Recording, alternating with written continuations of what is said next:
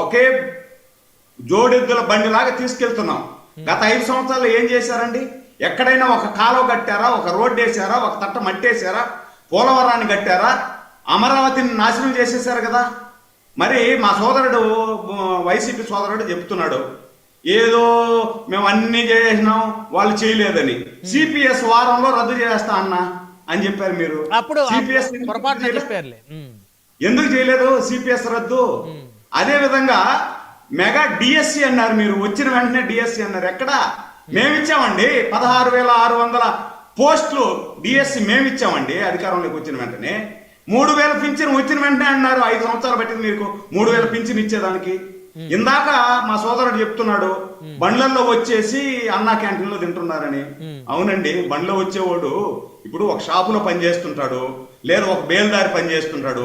వాళ్ళందరూ బండిలో వెళ్ళరా? ఇప్పుడు సర్వసాధారణ బండి అనేది 5,000 రూపాయలు కడితే బండి ఇచ్చేస్తా ఉన్నారండి. 5,000 రూపాయలు ఇస్తే బండి ఇస్తున్నారు, బండ్లు పోతున్నారు, చేస్తున్నారు. తినకూడదా వాళ్ళు తినకూడదా?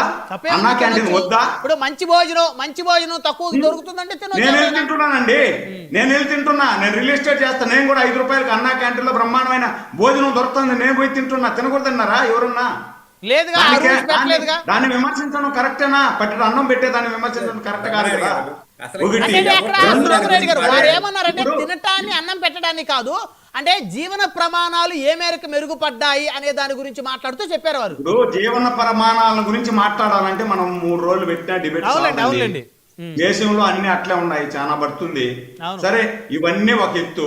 సరే, అమ్మఒడి వీళ్ళే ఏం చెప్పారు? జగన్మోహన్ రెడ్డి గారి సతీమణి ప్రచారానికి వెళ్తూ అధికారంలోకి రాకముందు, మీరు అధికారంలోకి జగన్మోహన్ రెడ్డి గారు వచ్చిన వెంటనే మీరు బిడ్డల్ని బడికి పంపిస్తే, ఒక బిడ్డను పంపిస్తే 15,000, 2 బిడ్డలను పంపిస్తే 30,000 ఇస్తారు అని చెప్పి భారతి గారు డైరెక్ట్ చెప్పారు. అధికారంలోకి వచ్చినాక ఏం చేశారు సార్? ఒకరినే పంపించండి, ఇంకొకరిని పంపించద్దండి, ఇంకొకరిని కూలికి పంపించండి, ఒకరిని మాత్రం బడికి పంపించండి అన్నారు. మేము 10 మందిని ఓపికండి, 10 మందిని కన్నా 10 మందికి 15,000 లెక్కన మేము ఇస్తాం. విదేశీ విద్య ఎస్సీ ఎస్టీ మైనారిటీల గురించి వీళ్ళకి చిత్తశుద్ధి ఉంటే విదేశీ విద్య మేము ఇచ్చామండి. విదేశీ విద్యను పెరిగేశారు వీళ్ళు. విదేశీ విద్య మేము కల్పించాం.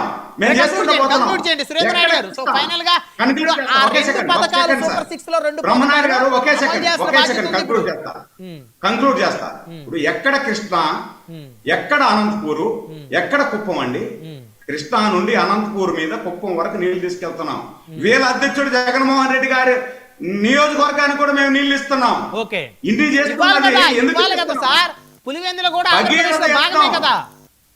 అదే భగీరథ యత్నం మేము చేస్తున్నాం.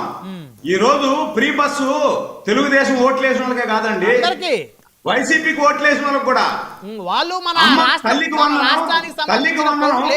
వందనం వైసీపీ ఓట్లేసిన వాళ్ళు కూడా. బ్రహ్మనాయుడు గారు మీకు తెలుసో తెలీదో, నేను ప్రతి నెల 1వ తేదీ అంటే 1వ తేదీ తలుపు దట్టి పింఛన్ ఇచ్చేదానికి నేను వెళ్తా.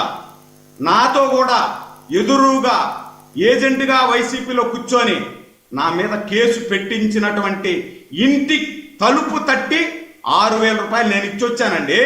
అది మాకున్నటువంటి చిత్తశుద్ధి. మీకు చిత్తశుద్ధి ఉందా? మీరు మాట్లాడతారు, జగన్మోహన్ రెడ్డి గారు మాట్లాడినట్టు మీరు కూడా మాట్లాడుతున్నారు.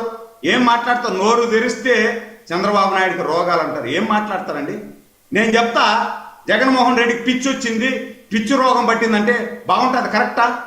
రోగాలు వచ్చినాయి, అధికారంలోకి రాకముందు రోగం వచ్చింది ఏడుస్తారు అంటారు, అధికారంలోకి వచ్చినాక తొడలు తడతారు అంటారు.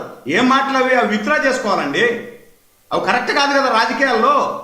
అందుకే నేను చెప్తున్నా, ఈ రోజు మీ మాటలకు మీరు కట్టుబడి ఉంటే, మేమేమి చేయలేదు అనేది మీరు చెప్పగలిగితే రాండి అసెంబ్లీకి.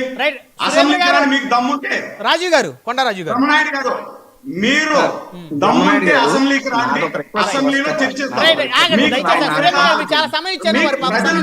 ఉండాలనుకోండి.